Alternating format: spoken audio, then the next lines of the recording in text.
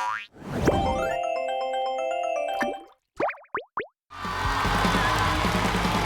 家好，我是庞博，欢迎大家。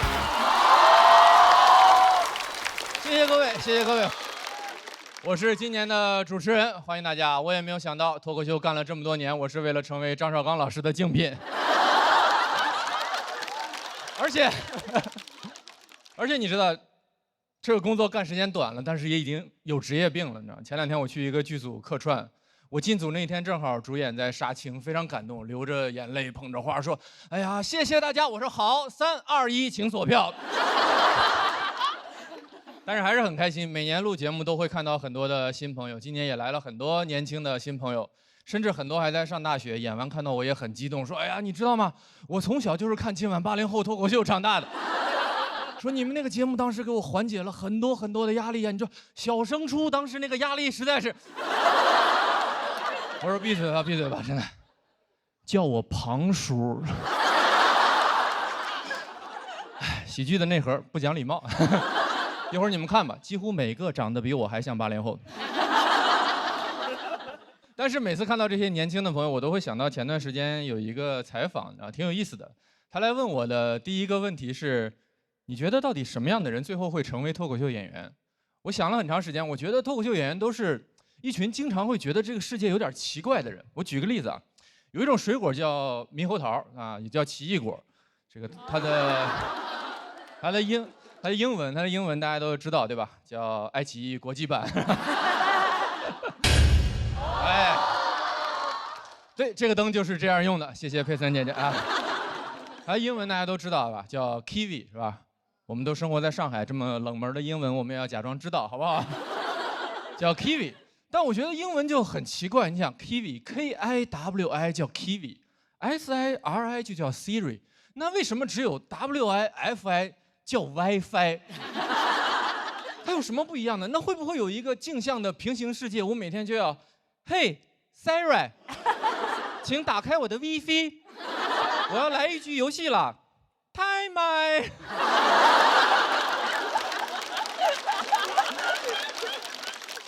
然后那个记者问我的第2个问题是，很多人都说脱口秀是冒犯的艺术，你怎么看待这句话？我也觉得很奇怪，似乎世界上所有的艺术表演里面，只有脱口秀是冒犯的艺术，好像他们其他人都不得罪别人，很神奇。你不会看着看着跳舞，突然间就急眼了，说就你能把脚抬到这儿，对吧？你看着听着听着音乐剧，突然就站起来了，你们就不能好好说话吗？更重要的一点是，如果你要冒犯别人，首先你要有力量，对吧？但我觉得笑其实是一件很没有力量的事情。如果笑很有力量，我们在历史上就应该看到很多笑的故事，而不是战争的故事，对吧？《三国演义》就应该是诸葛亮3笑周瑜，诸葛亮笑死王朗。我从未见过如此开不起玩笑之人。王朗说：“完了，今天是要笑不活了。”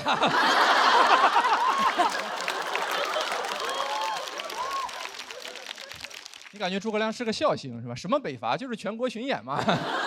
喜剧之王3国记。我想问大家，这个笑话冒犯吗？还是有一些冒犯的，如果你是王朗的话。但紧接着另一个问题就是，如果我听了一个笑话，我感觉到被冒犯，就一定意味着我是对的吗？在20年前，互联网上最流行的网络社群叫贴吧，当时每个学校都有自己的贴吧，非常火，都在上面讨论自己的事情。我们学校保定一中叫保定一中吧，北京当时有一所学校叫北京市第3体校，也理所应当拥有自己的贴吧，叫3体吧。后来的事情你们就可以想象了，是吧？小说3体，然后横空出世，然后3体吧就被3体的书迷占领了。所以理论上，北京市第3体校的师生是世界上第一批被3体人入侵的地球人。我觉得都可以想象，体校的朋友当时一定非常生气，对吧？搞什么？我们学校的贴吧为什么有人突然来讨论一本书？我上体校就是为了不看书，真是。3体的书迷也很无辜，说名字又不是我起的，你去骂刘慈欣好不好？刘慈欣说：“哦，主不在乎。”一点办法都没有，一点办法都没有。你总不能跟体校的朋友说，要不你们去流浪地球吧，反正你们也没有家了。你们说这个事儿冒不冒犯？当然冒犯。生不生气？当然生气。怎么办？没有办法。李白曾经说过：“如何呢？又能怎？”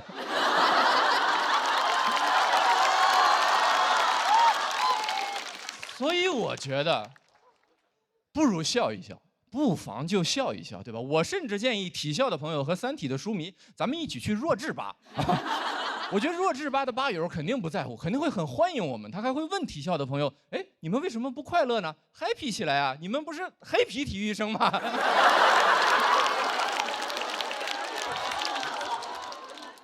我要再问你们一次，你们觉得这个笑话冒犯吗？还是有一些冒犯的。如果你也来自北京市第3体校的话，如果我们今天一定要聊冒犯，我觉得这个世界上没有人比黑灯和小佳更权威。我没有做过严格的统计，但我觉得他们很有可能应该是世界上冒犯残疾人次数最多的2个残疾人。但是我们都很喜欢他们，对不对？我们都很喜欢他们的演出，我们也很喜欢他们的段子。他们去年发起了一场演出，叫《地狱笑话秀》。就是大家一起来互相吐槽、开开玩笑，同时测试一下我们这个行业的道德底线到底在哪里。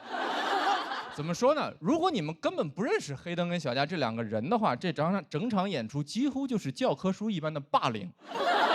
你想一想，脱口秀的剧场你们是去过的，200-300个人在一个黑暗的房间里笑话台上2个残疾人，关键是他俩还得跟着笑，干什么？今晚80后脱口秀吗？但是他们请了很多演员朋友来吐槽他们，演员的创作热情也是空前的高涨，没有什么比写这种段子更过瘾的事情了。当时大家有个群，每天都会有人把写好的各种段子丢进来，甚至有人为他们的演出已经写好了开场曲。2个演员，2个演员，跑不快，跑不快，一个没有眼睛，一个手在哆嗦。黑灯跑得快。节目的播出尺度不允许我把整首歌唱完，太过分了，太过分了。但你们知道那个群里面从始至终出现过的最冒犯的一条段子，是吐槽小佳的。你们准备好了吗？小佳参加了奥运会，在奥运会中拿到了100米赛跑的第1名，太神奇了。他的故事激励了所有人，他的精神振奋着我们，他的故事甚至被拍成了电影，搬上了大荧幕，甚至小佳这个角色由汤姆·克鲁斯主演，名字就叫《速度与激情》。你们知道当时那个微信群里面跟刚刚的现场是一样的沉默，但其实你我的意见都不是那么重要，对吧？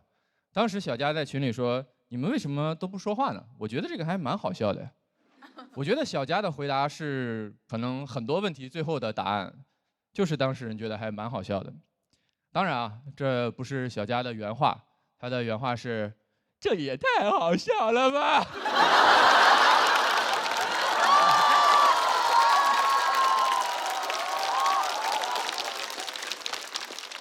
谢谢你们啊！你们笑了，你们鼓掌了，我就不是这个房间里面唯一一个冒犯残疾人的变态了。我也非常喜欢你们的样子啊！哇，北京市第3体校，哇，太惨了，我要笑一笑。我是小佳的朋友，但这个模仿真的很好笑。观众真的太可爱了。但我最后问你们一遍，这个笑话冒犯吗？还是有一些冒犯的。如果没有人笑的话，对吧？所以不如就笑一笑，对吧？我觉得这就是可能这个世界上为什么要有笑话这个东西，这也是世界上为什么有人要讲笑话这件事情啊。对我来说，脱口秀演员就是这个世界上最好玩的工作。我希望这个工作我能一直干下去，我希望我们的朋友都能一直做下去，我甚至希望我这个工作能干到80岁。我甚至已经想好了我的告别演出的名字，它必须发生在我80岁之后，因为它就叫今晚80后脱口秀。谢谢大家。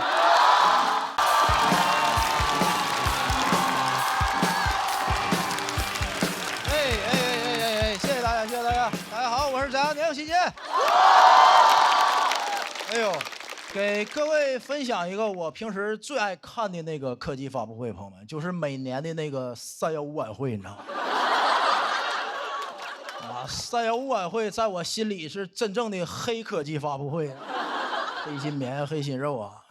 你知道普通的那种科技发布会已经给不了我惊喜了。你知道手机里每次什么多个摄像头啊，车里多个冰箱没有意思，但你告诉我我穿的内裤里有毒，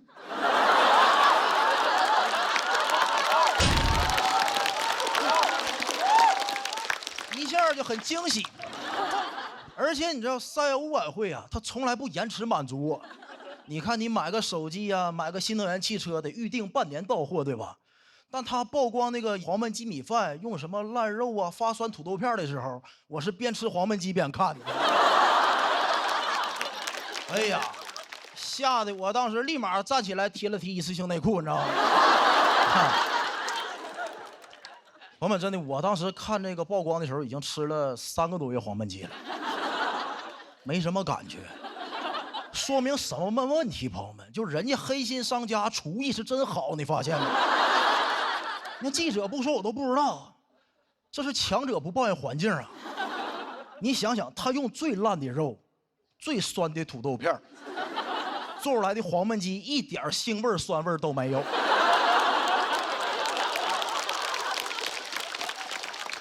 西湖醋鱼啊！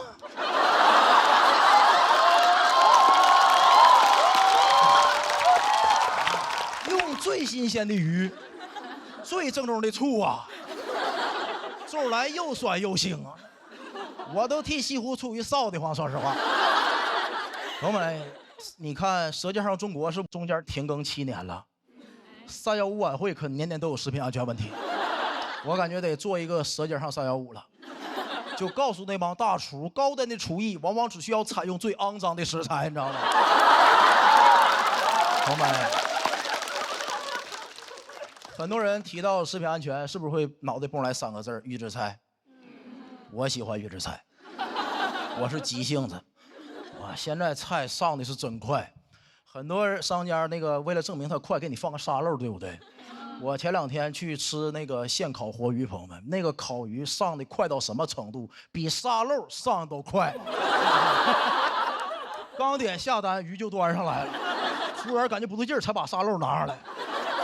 我点了3个菜：现烤活鱼、现烤羊排、现炒小龙虾。上的最慢的是可乐。哎呀，我第2天中午去吃的麦当劳。他怎么好意思管自己叫快餐呢？我足足等了4分半呢。这要吃烤鱼，我都到厕所了。我跟你讲，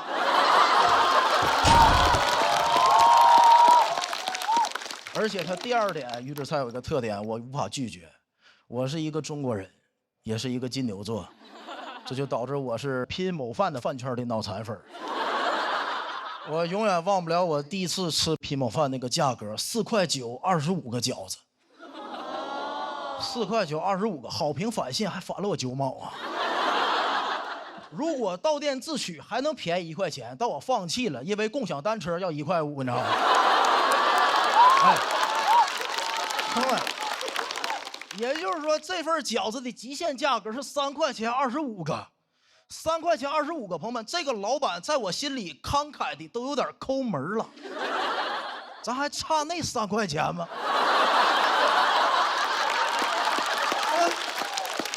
白给我交个朋友不就完了吗？很多人说你不怕这里有什么瘦肉精吗？有什么我都接受他。真的，3块钱25个饺子，我包容他一切，吃出来头发算老板送我周边，你知道吗？哎，能看出来吧？我一点不担心食品安全。为什么？我有充足的理由啊！我小时候吃过苏丹红鸡肉，喝过3聚氰胺南酚。那句话怎么说？就是当你淋过暴雨之后啊，我都不打伞了，真的。我就不怕下雨。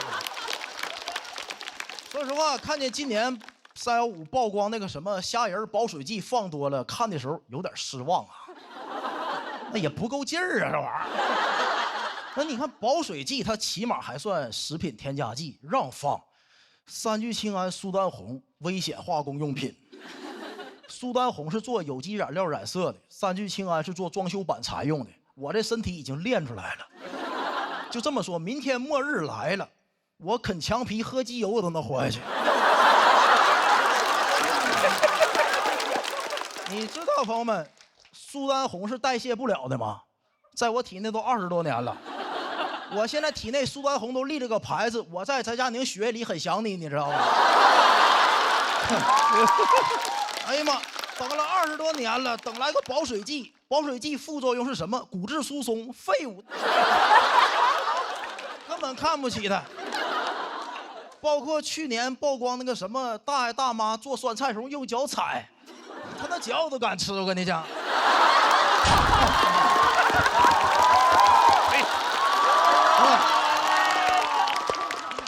有人会觉得有点恶心，对吧？但你想想，起码大爷那个脚是纯天然的。你应该庆幸啊，大爷还没穿一次性袜子，你知道吗？我这身体已经被练出来了，我相信以后有大用处。将来如果有一天外星人攻打地球，把我的遗体当武器，能把所有的外星人全劝退。所有的外星人被我身体干的都是已读不回的状态呢。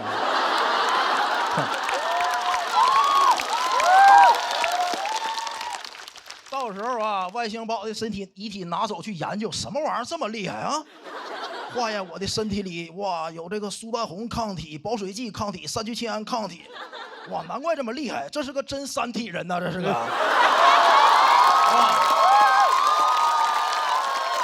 再拿这个显微镜仔细放大我每一个细胞，每一个细胞上都写着一句话：杀不死我的，令我更强大啊！谢谢大家，我是阿哥，谢谢。Hello， 大家好，我叫李卓妍啊。其实翟佳宁跟谁 PK 都有点像在欺负人了，但除了我，因为大家说我是唯一一个看上去比翟佳宁更狠的人。我跟他 PK 算是以暴制暴，但其实我是一个很温柔的人了。但是我确实从小就被狠人包围，特别是小时候，学校那些小混混觉得我长得太拽了，会来堵我，很无辜啊，长相是天生的。有人一出生就在罗马，我一出生就在罗马斗兽场。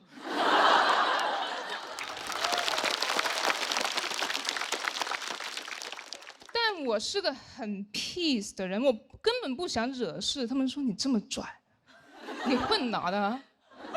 我说我混2次元的。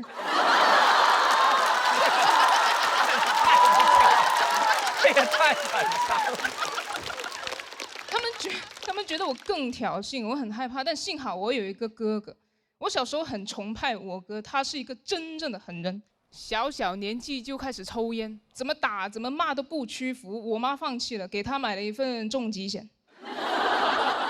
受益人写的是我妈自己，就是如果我哥没事的话，我妈会有一个完整的家庭；但是如果我哥有事的话，我妈会有一个美满的人生。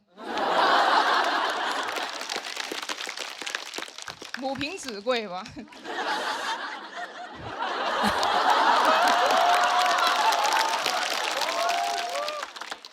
我哥还喜欢带着刀出门，然后旷课去 KTV， 家里人不给他钱之后，他找了份兼职，挺适合他的，在 KTV 切果盘。所以我在外面被别人欺负，我第一时间想到他，我问他怎么办，他跟我说很简单，你要么打赢他们，要么加入他们，但是你是我的亲妹妹，你不能加入别的帮派。我来教你怎么打。哎，我哥啊，是我认识打架最厉害的人了，他要教我打架，不直接来学校帮我打。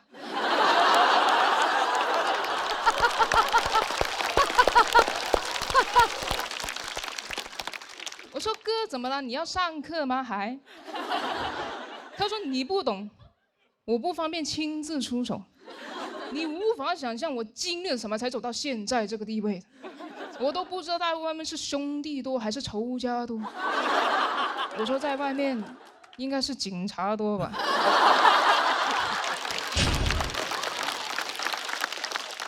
都说你不懂了吧，那叫条子。其实我有怀疑过，我哥应该没有他自己说的那么血雨腥风，他可能只是跟风叛逆而已。因为当时很流行一个电影叫做《古惑仔》，我哥在学校组了个帮派，7个人结拜，有6个都说自己是陈浩南。就《古惑仔》有一句很经典的台词，就是铜锣湾只能有1个浩南。我哥学校6个。我问他那还有一个是谁？他说是教父。我说不是同一个体系的吧？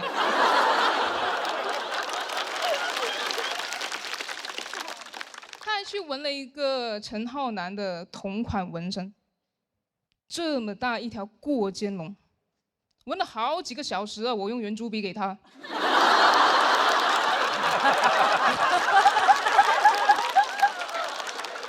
他还不肯在家里纹，大夏天中午拉着我上楼顶，当时阳光晒在他身上，晨光握在我手里。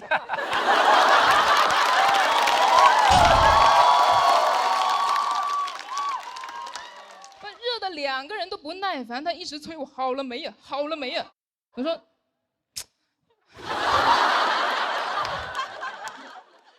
不太确定他是不是真的很会打，但肯定是不太会教哈，因为他采用的教学方式居然是实战训练。老大哥亲自跟我打，哎呦，毫无保留啊，毕生所学全使在我身上。我哥没把我当外人，也没把我当人。训练频率也是看我哥心情哈，一般是2天1练，啊，如果他心情不好就1天2练。蛮有趣的，其实，因为他会放着音乐来打嘛，就我很容易能掌握他出招的节奏，就是那首歌一到重音，他就会出拳，我按节奏躲就行了，跟玩劲舞团一样的。但是我这辈子最讨厌的一首歌，就是《霍元甲》。这首歌重音太多了，太密集了。嚯，半个8拍出了8拳。唱 K 的时候，别人一点这首歌，我都想哭。我的朋友跟我说，他说啊，这首你也能哭吗？我说你不懂，太痛了。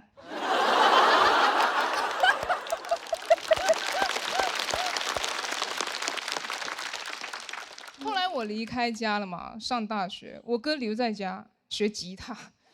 因为他看到摇滚歌手在演唱会上砸吉他，他觉得太帅了。学了一段时间之后，发现自己不喜欢弹，就喜欢砸，喜欢的是打击乐。但家里没这个条件，不可能砸锅卖铁给他砸木头吧？他总得去挣钱。有一次回家，我妈说：“你有空去看看你哥吧。”我说：“哪个监狱啊？”他说：“监什么狱啊？你哥去了亲子餐厅上班。”哎，我很好奇，我就去看了。他给一个我爸那年纪的人打下手嘛，就通过明厨亮灶那个监控，我看见那个人一直指着我哥骂。哎，你别说啊，亲子餐厅配上辱骂，感觉还挺像一个家的。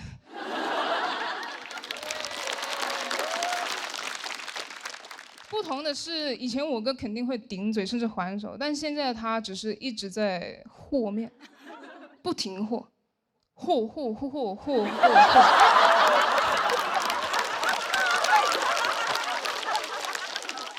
监控是只有画面的嘛，辱骂声是直接从厨房里传出来，挺难受，因为声画不同步。心酸，肯定心酸，但也庆幸吧，因为我以为他迟早会进局子，结果进了个饭店。就感觉命运的齿轮卡了一下，刚好卡在了饭点。那喜欢玩刀，在厨房里工作；喜欢当大哥，在亲子餐厅，有的是人喊他大哥哥。也不用担心外面是兄弟多还是仇家多，现在外面骑手多。我觉得我哥变得有点陌生了，但其实还是很熟悉。后来我跟他说：“我说，哎，我看到那个人骂你的时候，我真的很紧张。”总觉得你随时会给他一拳。我哥说你不懂，我不方便出手，面团好粘手。就到这里吧，谢谢大家。嗨，朋友们，嗨，我叫于博。好，咱们狠人的叙事已经结束了，接下来是温情的家庭的内容。啊，不是说他们2个结婚之后的家庭啊。我妈很传统的东北母亲，教育观念传统。到现在是那种干点什么都给你挑毛病的母亲，对她好的不行。今年母亲节给她买了个包，她说给妈妈买包，妈妈是开心的呀。但如果这个包是你自己做的，不是更有意义了吗？什么话？我大学在上海，又不是在莆田。这话听了我都后怕，因为我原计划打算给他打4000块钱，即使打钱也这么说，给妈妈打钱，妈妈是开心的。但如果那钱是你自己印的啊，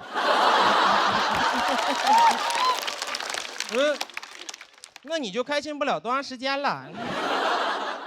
从小教育观念相对传统，掌控感有点强。2010年左右，每天给我5毛钱。10年5毛，10年妈世博会都开完了5毛。然后和我说你省着点花。5毛，是当时市面上流通的最小货币单元。他只要省着点都没有花，那叫攒着点花。这都不是每天都有，上学才有。兜里有5毛钱的小孩上学会自卑，5毛上学什么都干不了，5毛上学，我说你都不如少给我2毛，妈剩3毛我流浪呢。没有，我妈说妈不是不给你钱，妈就是把钱留给以后你去上海大城市买房的。没买。但这句话是小时候拒绝我需求的理由。我说妈妈，我想吃一只鸡，没法。我说肯德基求你，不许吃啊。再给你那个首付吃没了。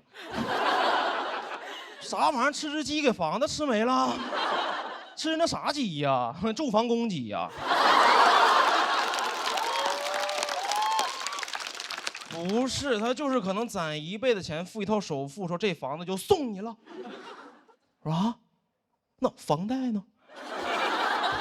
有人这么送礼吗？哥们23岁在上海还房贷，我必还不上，我必当老赖，我必赖，让我今天还房贷就花我前23年的毕生积蓄，还1个月。然后第2月在那房子里饿死。这是一套纯手工凶宅。我妈原话：哎呦，房子越早买越好。我说真事儿吗？那你要不10岁给我买吧，每天还5毛钱。我确实有想过，我想当10岁的老赖，因为10岁老赖帅。23岁老赖就是社会的边缘分子，但你切记，10岁老赖没有人当过。10岁呀，同学们幼稚至极，体育课，哎，我当迪迦的召唤者，我往那一站就是失信的执行人。什么1个2个小奥特曼，小罗永浩。这个我给。和那同学就玩不到一块儿去啊！班级60个小孩去春游，就哥们儿1个人坐不了高铁。我妈很喜欢给自己的教育方式就扣一个帽子，叫很流行现在吃苦教育。妈是希望你把好日子留在后边，吃得苦中苦，方为人上人。哎呦，这句话说实话，我现在有点不理解，因为我妈好像也不是这个观念。真的吃过苦的人不认同这个。谁吃过苦？我姥。当年河南自然灾害之后闯关东逃难来的黑龙江啊，这一路上吃尽了人间疾苦，对吗？他成为人上人了吗？他成为了一个东北人。他那脑子里就没有成为人上人的念头，只有一个纳乌克热说你飘向北方。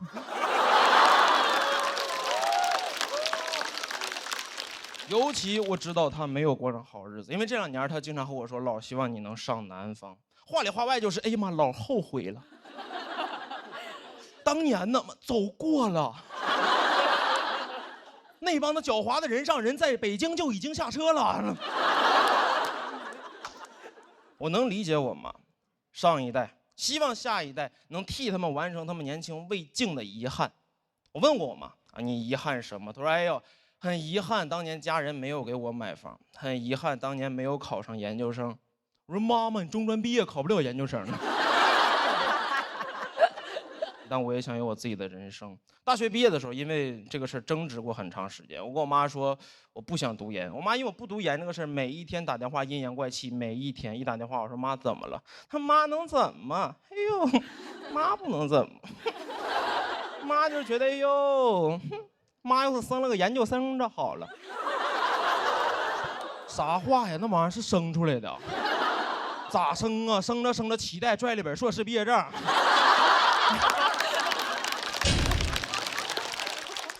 他那理论都有点变态。这么说你现在还行啊，985本科还够用，但妈告诉你不用多5年，5年之后这个世界上所有没有研究生学历的人啊，都将被淘汰。我不知道今天幸存率大概有多少。但我调查过，中国大概有1000多万的研究生和14亿淘汰者，99.5%以上的人叫什么淘汰？这叫灭绝。每次想到这儿更不想读研，因为我知道我们家世世代代没有任何一个研究生，我们家得灭门。哥们儿是个孝子，不能独活。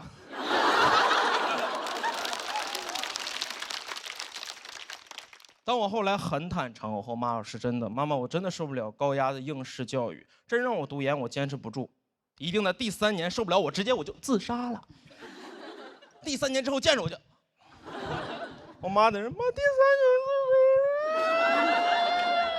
杀，那就只能读2年半的专硕了。讲到这儿，谢谢你们，微博，拜拜。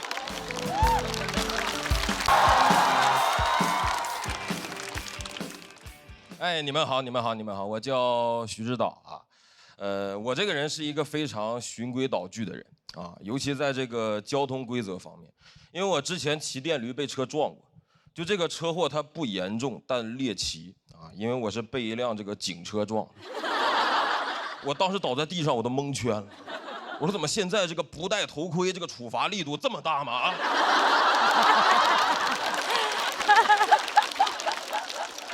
就你们都开始就地正法了是吧？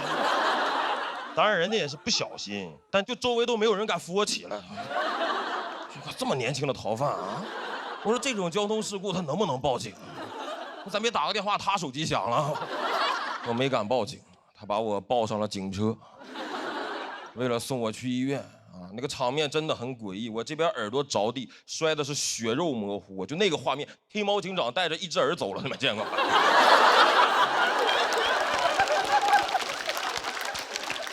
但我觉得我应该是这辈子唯一一次有机会坐警车了，因为我从小就是个老实孩子啊。就阿烟他哥那种打架的事情，我从小到大啊只参与过一次，是被人骗去的。当时中学周末补习班下课，有个同学喊我一块儿去吃饭，我一下车发现10几个那种流氓混混就把我俩给包围了，我才明白这孙子是骗我过来帮他打架的，就很过分，让人没吃饭干体力活。我看那10几个彪形大汉，我说我这今天虽然吃不了，但好像要兜着走了啊。但我最生气的是对面10几个小混混，他就骗过来我一个人，这就意味着他的胜算不会增加1点，但是等会儿他的痛苦可以减少1半。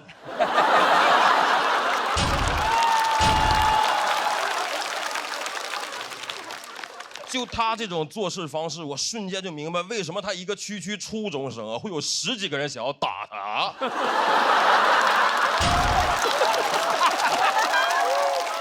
我在下车的第3秒就想背叛他，我想跟对面说，你们要的这个人我给你们带来了。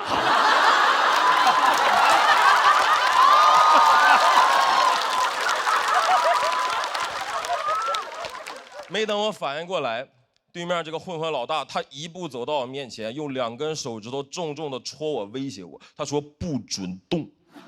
我当时感觉他会点穴，我一下就怂了，但我不想显得怂，所以我就鼓起勇气，用那种非常强硬的语气回应他。我回了一句我这辈子都忘不了的话，我说我不动。这句话对他们来说太震撼了。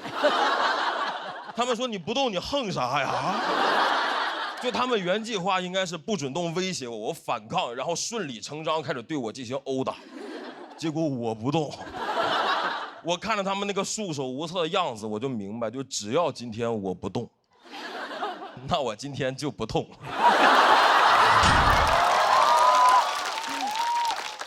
但骗我来那个同伴，跟我性格不太一样，人家也不让他动，他立刻就还嘴，他说：“你别碰我。”这就意味着对面要开始碰他了。很快他就被摁在地上一顿暴打，这个场面是越来越诡异，10几个人在打他，我在旁边站着一动不动，我在给他们站岗一样。我俩组成了一种很高级的投降方法，就是他挨打，我替他立正。就我俩这个状态，旁边但凡再过来个路人，都得觉得，哎呦，这小伙子挺勇敢啊，就看热闹，敢站这么近啊。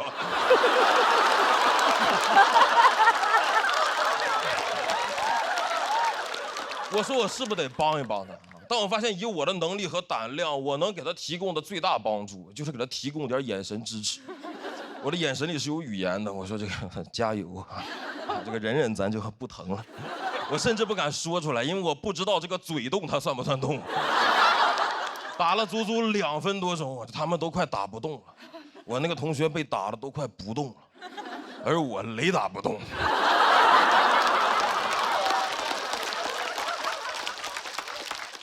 我们一群人离远了看，感觉这个一堆 GIF 动图里面夹了一张 JPG 呀。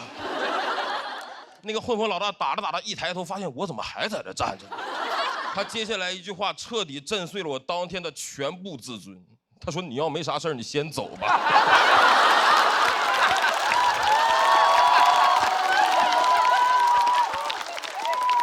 各位，就这句话，他在群架里面很难出现的呀。他代表着对你懦弱的肯定，他坚信你留下来什么用都没有。这句话打到脸上太屈辱了。你要没啥事儿，你先走吧。虽然我听完确实走了，但那个感受很真实。我那天到家就2个感受，就是屈辱啊，但是不痛。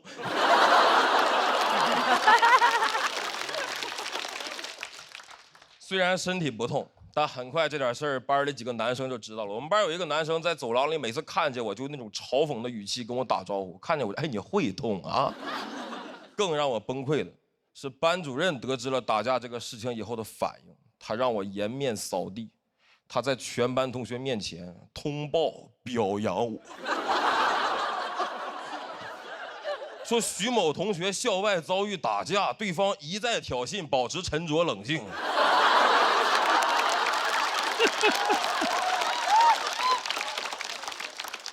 我获得了一个新的外号，我同桌从此喊我一战到底。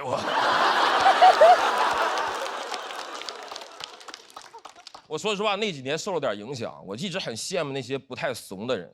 直到去年得知一个消息，就是小时候骗我去打架的那个同学，在去年被抓了。我一听这个罪名，我就乐出声了啊！罪名是诈骗。我当时说，我这点事儿追诉期这么长吗？但我又听说那个不让我动的混混老大，其实也犯过一点小事儿，但警察来了以后把他放走了，因为他认错态度良好。我一听就明白了，他从我身上学到不少。警察来了以后不准动，我不动。啊，那你没啥事儿，你先走吧。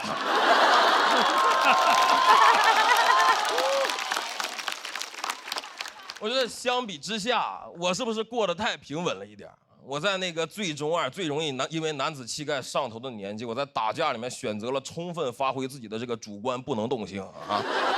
但这个性格也让我每天都能平安的回家。我觉得这也是我们这种不爱动的人一种宝贵的财产嘛啊，这就是我的不动产。谢谢大家，谢谢你们。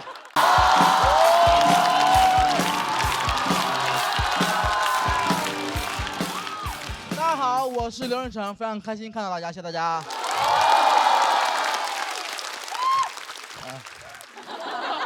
很开心啊，今年确实不一样了。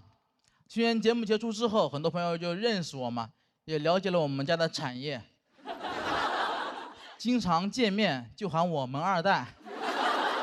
这还少开玩笑，但真有人在网上造谣说我家其实很有钱，我还挺难受的。还有人说我之所以能进总决赛，是因为写到了富航的合同里面。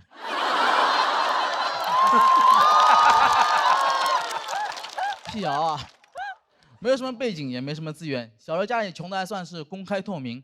当时，因为当时我们住在店里面，说是店，其实就是一个街边的车库，完全密闭的空间，只有一个卷帘门。这就导致我从小就不相信圣诞老人会来我家，因为我觉得他应该做不到静悄悄地进入我家。就那个卷帘门呐，那玩意儿一拉，全小区都醒了，全小区都知道我们家穷的叮当哐啷哐啷哐啷哐啷哐啷响。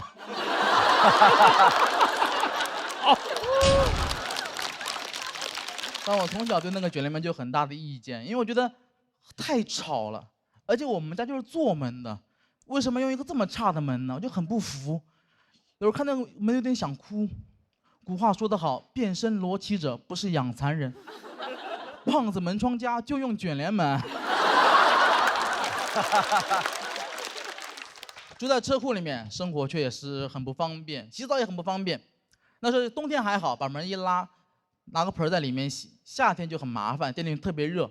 有2年我爸就特别嫌麻烦，他就直接让我在门口洗澡。你没有听错，门口洗澡，门口大马路上洗澡。其他小伙伴都去公共浴室洗澡，只有我公共场合就是我的浴室。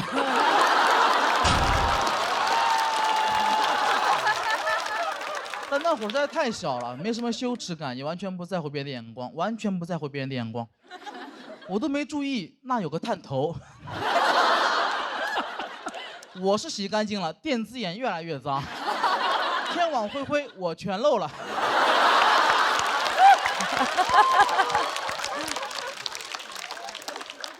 但我从小还是比较懂事的，一边在家里面店里面去帮忙照顾生意，一边去努力的学习。从小就知道，这是不锈钢，这是铝合金，这是陋室，惟吾德馨。米兰昆德拉有一本书叫《生活在别处》，我童年也是一本书，《生活在车库》，所以我就很想住在很高的地方，那是我的梦想。等我真有条件之后，前2年还没上节目，赚了一些钱，有工作了，我就想住高一点。我住在上海静安区的一个老房子7楼，可以便宜一点，演出方便一点。大家如果了解会知道，其实法律规定啊，一个房子没有电梯的话，只能修到6楼，但我住在7楼。严格来说，那段时间我住在法外之地。哎，那开发商很幽默，他没有解决这个问题，他换了个说法，他说我们那个1楼是0楼，2楼是1楼，他说我住在6楼。我说你这个太厉害了，你不解决问题，你改变定义呀。感觉小时候考试呢，问你什么饭店离小明200米，小明每分钟走50米，问你需要几分钟，你回答小明不去了。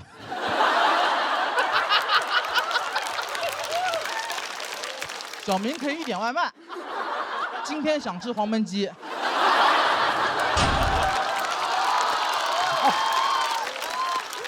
再配上一瓶乐宝啤酒，小明不再思考，今天只想玩好，放开玩 ，Why not？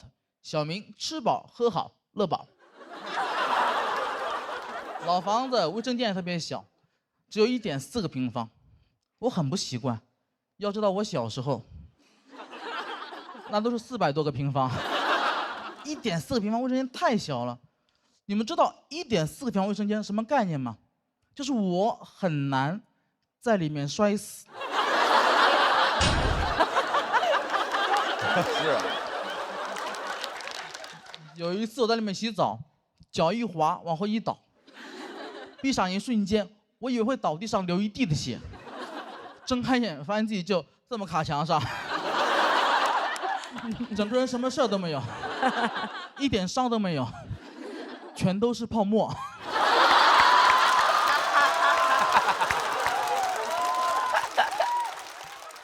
太累了，那会儿每天就要爬7楼，真的很累。我观察过我身边所有7楼的邻居，没有人爬7楼是很开心的，就没有人爬7楼之前会大喊一声 “Go Go Go”， 出发了。那段时间我只爱外卖小哥，毕竟爱是常觉亏欠。我那时候点外卖，主动把门打开，在门口等他，不舍得让他敲门，怕他没有力气。也怕他砸门的时候太有力气。然后我就发现，没有一个小哥可以做到无言独上7楼。他们话总是特别多，骂得我不敢下楼。一个人在寂寞梧桐区深院锁清秋。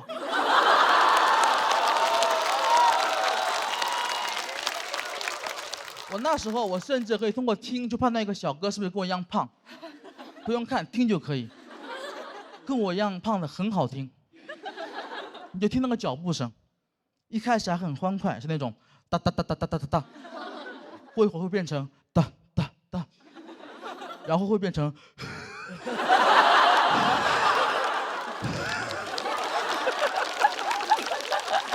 啊，一般这时候我手机就响了，我就听到小哥跟我说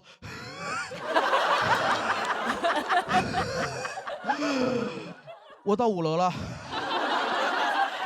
你准备一下出来拿一下吧。我说其实你在4楼。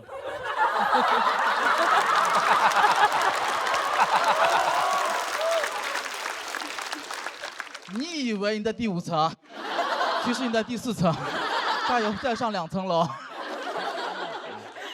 去年节目结束之后，我生活真的变好了很多，所以我终于完成了童年的梦想。我现在住在20楼，有电梯。这是上海吗？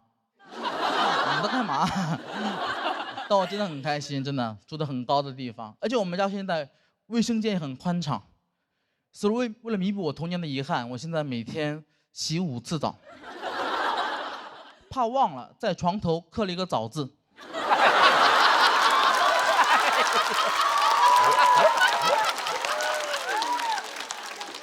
每天早上起来我就吃早饭，洗早澡。当然住得很高，也有我想象不到的地方。我有很严重的恐高症，以前完全不知道。我住过7楼，但那个7楼没有阳台，所以我不知道。我现在每天晒衣服，那个腿抖的呀，衣服还没挂上去就干了，很讽刺。我觉得住上高楼才发现自己恐高，感觉就像屠龙勇士屠完恶龙，才发现比起公主，他更想保护动物。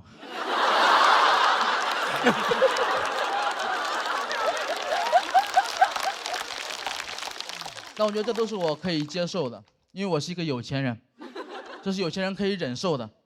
有一天，我请我朋友来家里吃饭，他突然给我看了个新闻，他跟我说，高层住宅未来即将变成贫民窟，这个我无法接受。但他讲的很有道理，我也听进去了。他给我举了很多例子，他说现在美国就这样子，这是一个城市化的趋势。现在美国在芝加哥市中心的高层已经住满了穷人，而那些有钱人早就搬到了郊区的别墅。他们平时最爱待的地方，就是他们家的车库。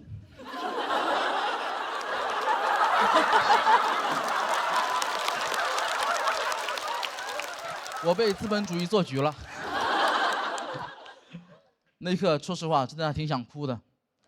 我才发现，原来我在哪里哭，哪里就是贫民窟。谢谢大家，我是刘成，拜拜。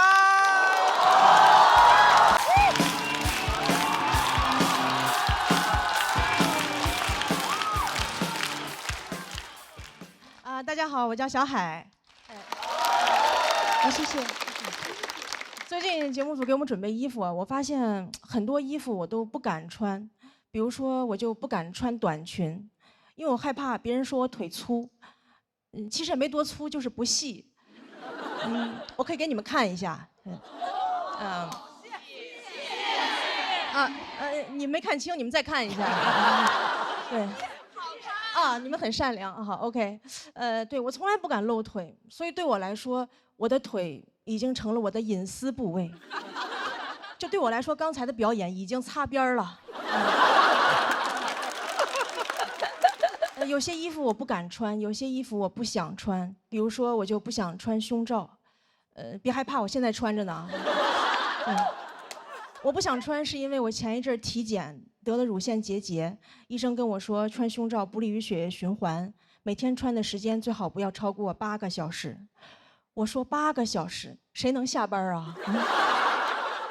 我不可能上着班儿。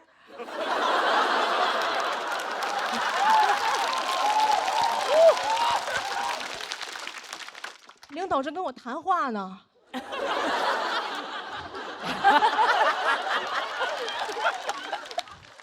我说哟，8小时了，我的胸罩下班了。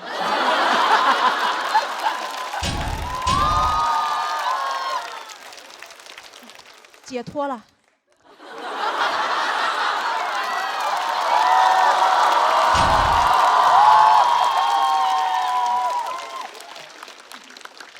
而且夏天穿也很热，对吧？女生知道，几乎所有内衣里边都有一层厚厚的海绵。我夏天出门换衣服的时候，我都觉得有点对不起我的胸，我都想跟他们说，胸大胸二啊，难为你们了。今天外边太热了，来把棉袄穿上吧。除了很热，也很麻烦，有时候晚上出去扔垃圾都得穿胸罩。有一次我觉得真的很麻烦，所以我就干脆戴了个口罩。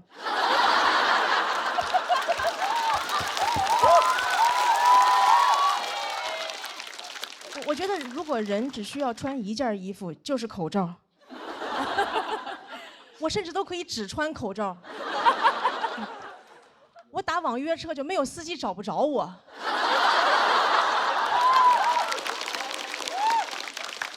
司机说：“你穿的什么衣服呀 ？N95。”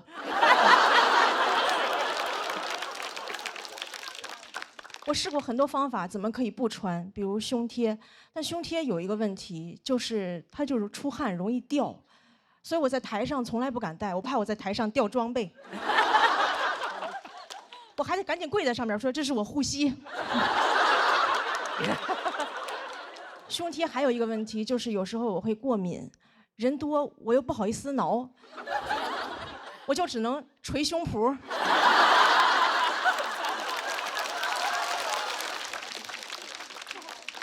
有一次我看中国新说唱，我说 rapper 肯定带了。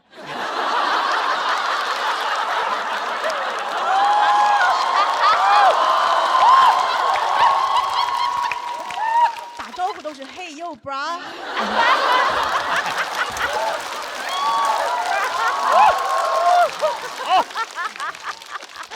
我就特别羡慕有人敢不穿。我之前在网上看到一个女生没有穿，我很佩服她的勇气，但就有人评论她说她这样扰民。我说她怎么就扰民了啊？她是在街上扫射别人吗？如果你觉得她扰民的话，你可以报警，对吧？你说警察这里有人扰民，警察说有噪音吗？什么噪音？是我脑子里肮脏的想法。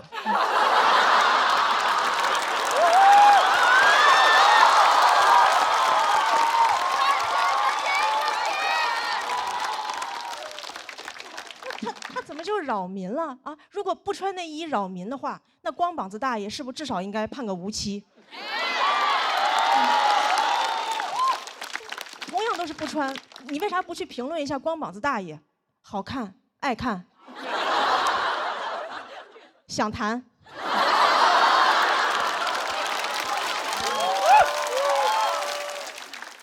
就是不想穿内衣这个事情，除了网友不理解，很多父母也不理解。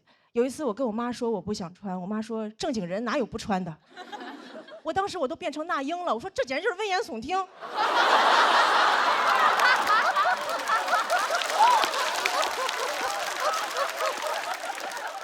我妈还跟我说穿内衣有好处，她说穿内衣是为了保护女性安全。我说怎么保护啊？把里边钢丝抽出来把坏人扎死吗？内衣要是能保护女性安全，怎么没有人去庙里求个平安照？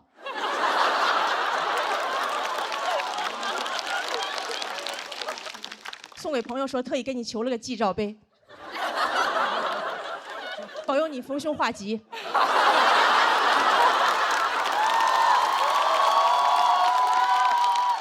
记得一定要罩在头上，那才真正的好兆头。我第一次听说内衣能保护女性安全，怎么坏人最怕的是内衣吗？啊，两个流氓正要骚扰一个女生，女生挑起上肩带，流氓说快跑，有胸罩。咱俩分开跑，他一个能扣俩。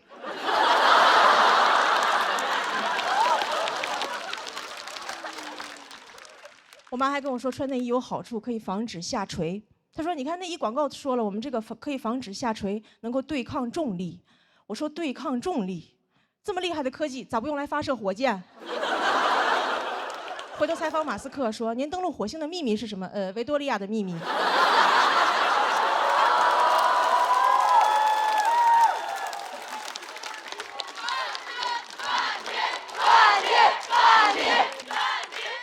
对，其实我说了这么多，我就是希望女生穿衣服能少一点束缚，多一点自由。本来我想说的话还有很多，但是我今天从出门到现在已经8个小时了。谢谢大家，我是小海。大家好，我是月明。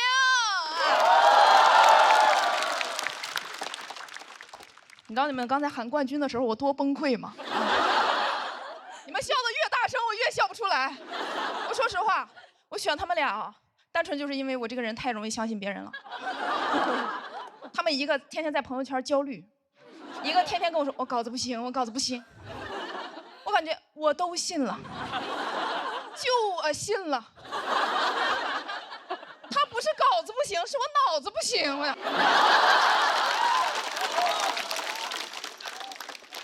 咋往下讲？说说我脑子不行的事儿吧。我这个人确实脑子不太行，特别容易被骗。前段时间被骗了4万4。我当时我就想，我太笨了，我太笨，但是我好有钱呢。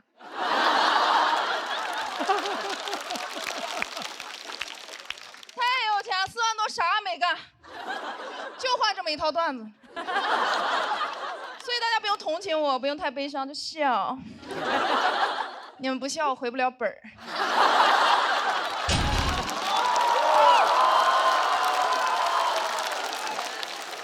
其实这个事儿对我来说已经过去了，我为什么想说？我就是希望能帮一个是一个。咱别遇上这种事儿，因为很多人他觉得自己很聪明，他觉得自己不会被骗。那是你没碰上合适的。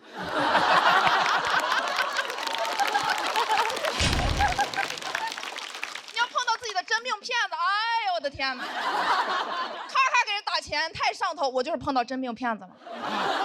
那个骗子就在微博上冒充我一个在埃及旅游的朋友，管我借钱买回国的机票，要1万8。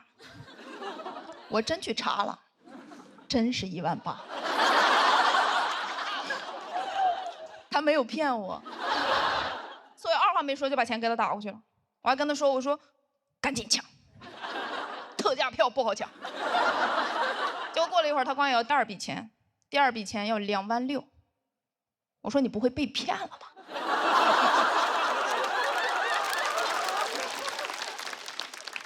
他说你放心，我不会被骗的。我说那没有问题。我说那这2万6是什么钱？他说刚才抢经济舱没有抢到，想升个舱。我就说特价票不好抢。我二话没说就把钱给他打过去了。我说这次可不要抢不到了哦，小笨蛋。结果过了一会儿，他管我要第3笔钱，要3万。那个时候我已经没有钱了。我说这个又是什么钱？他说是托运费。我说托运木乃伊也要3万。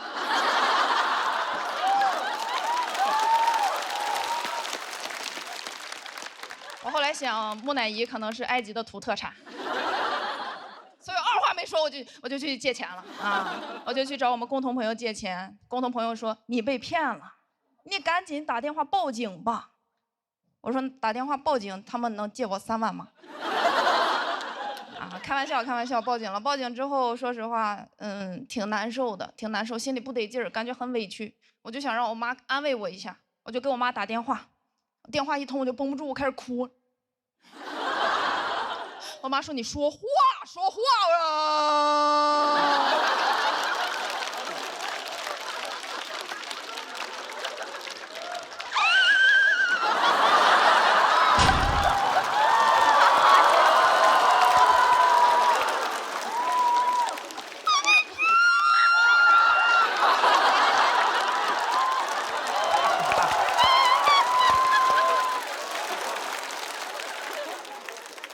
我妈说你把水壶关呀。这么大人能被骗啊？然后我妈开始问我怎么被骗的，什么时间、什么地点、被骗多少钱、什么银行卡号多少。我说实话，就这些问题啊，骗子都问过。问到后面我都怀疑他是不是我的妈妈。我说你给我打200块钱，他说你滚。是我妈，是我妈啊。但是确实跟我妈聊完之后，心情好很多，然后就挂了电话之后自己冷静了一下。结果我爸下班之后听说了这个事情，我爸又给我打电话，问我怎么被骗的啊，什么时间什么的。我觉得我爸是关心我的，所以我跟我爸又说了一遍。然后我老舅又给我打电话，我说老舅，你现在就把这个电话给我挂了，我现在就在家族群里开一个群通话。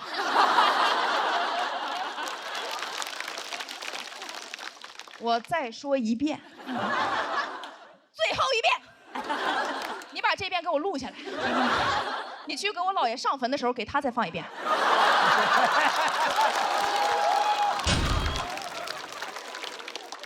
哎，说实话，感觉自己被骗完一次之后，感觉成电信诈骗的 VIP 客户了。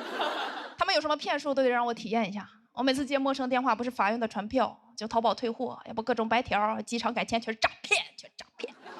所以我对陌生电话非常抵触。我有次接到一个陌生电话，就4个字：陌生电话，都给我气笑了。我说你们就我一个受害者吗？啊，可着我一直羊薅啊，薅秃了，我很生气，我接起来我要骂他。我说喂，他说哎你好，我说干嘛？干嘛？他说你在哪儿？我在你爹坟里。我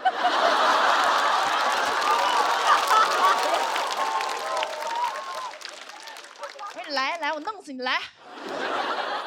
他说妈，那你这外卖给你放哪儿？对不起啊。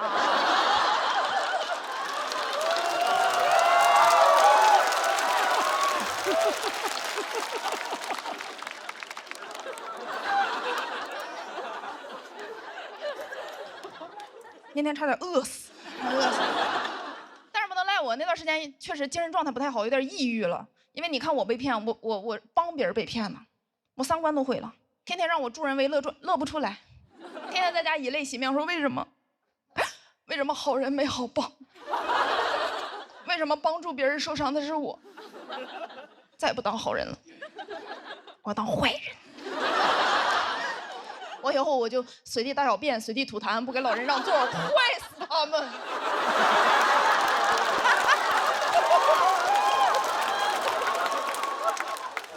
我说实话，那段时间我觉得我的善良一文不值。我朋友说值44000呢。